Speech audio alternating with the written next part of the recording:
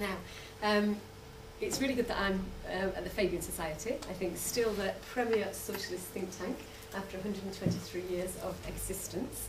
So I think it's a really good place to talk about the future of the Labour Party.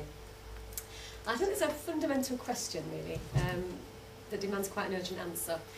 Was Labour's electoral success in 1997, 2001 and 2005 merely a product of Tony Blair's inspired leadership, about which we've heard a huge amount today, or was it because of something much more profound and substantive? I think there'll be plenty of people who want to argue that it was just about Tony Blair. Mostly, of course, Labour's opponents will want to argue that. They'll want to promulgate the myth that New Labour was an aberration, and that once its inspired leader leaves the stage, the party then loses its election-winning magic. And that's a very attractive place for our opponents to be. My argument to you this evening is that our electoral success was actually based on an analysis and a political method which I believe can transcend the comings and goings of us mere politicians and sustain a Labour government for many, many years to come. I believe that Labour's historic reconnection with the people was anchored in three main principles. First of all, that modern socialism is a philosophy of values, not a narrow set of specific economic policies. Policies will change, circumstances change, and therefore it's about the underlying values that we have of liberty and solidarity and justice and equality, which have guided our movement for the last 100 years. Secondly, that Labour's policies must reflect the priorities of the British people. We can't have policies which stand in direct conflict with the values, attitudes and aspirations of the majority. And that's a hard lesson sometimes to learn. And that doesn't simply mean following a populist line, but it does mean keeping your feet on the ground and staying connected to the realities of where people are.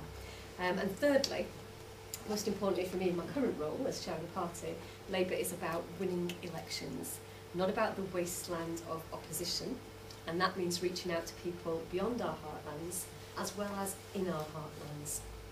And for me, it's very important that that analysis is not about different parts of Britain in conflict. Sometimes it's painted as a north versus south analysis, and I really don't think that's the case. I think it's about trying to create a coalition for change right across the country. The bedrock of our political approach, social justice allied to economic efficiency, has an appeal amongst traditional white working class voters as well as middle class voters. And I won't let anybody tell me any different. I represent a predominantly white working class area, and people there are just as ambitious, aspirational as anybody you could care to meet in a more middle class community. So I don't think that we have to choose between specific sections of the electorate. Our appeal should be broad enough for the electorate as a whole. If we look at the results of the English local elections last week, it is clear that the south of England remains one of the crucial battlegrounds, along with other key clusters of marginal seats as well. Our majority rests with seats either side of the M25, such as Crawley, Enfield North, Feltham and Heston, Harrow East and West. Laura Moffat from Crawley has a majority of 37. She has it tattooed on her ankle. It goes with her everywhere she goes. And she's doing a fantastic job there. Our majority also rests in the seats on the Kent coast. Dartford, Medway, Sittingbourne and Sheppey, South Thanet and Dover. I think the majority in Sittingbourne and Sheppey, which is Derek Wyatt, is 67. And I'm not sure if he's got it tattooed anywhere. I haven't asked him. The M1 corridor, Watford, Stevenage, Luton and Bedford, very key area for us. And the M4 triangle, Gloucester, Bristol West, Swindon and Stroud. So we've got geographic clusters of marginal seats, and then we've also got clusters of seats which are drawn up by their demographic characteristics as well. We've got seaside seats, Hove, Hastings and Rye, or Dorset South, or what we also call urban educated seats.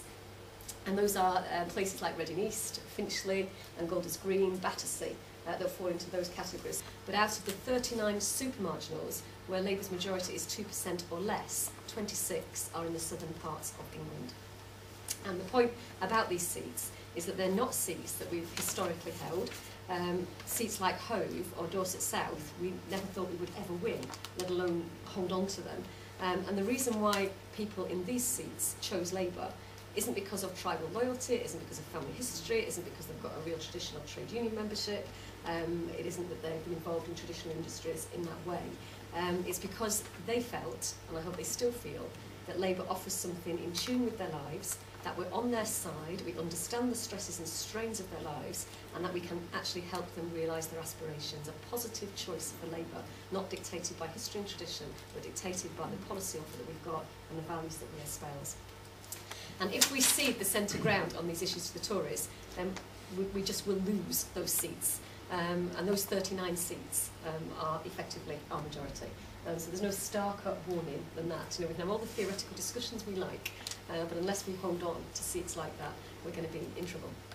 And I suppose as a Salford MP, from a pretty strong trade union family, why am I so focused on these seats that it's the first thing I think about in the morning, not quite the last thing I think about on my way to bed. But it's very simple. Unless people in Swindon, Stevenage and South Thanet vote Labour, as well as people in Salford, Sunderland and Sedgefield, it's a lot of S's, isn't it? Then my friends and neighbours in Salford are not going to get the extra doctors and nurses, the new school buildings, the jobs and the investment.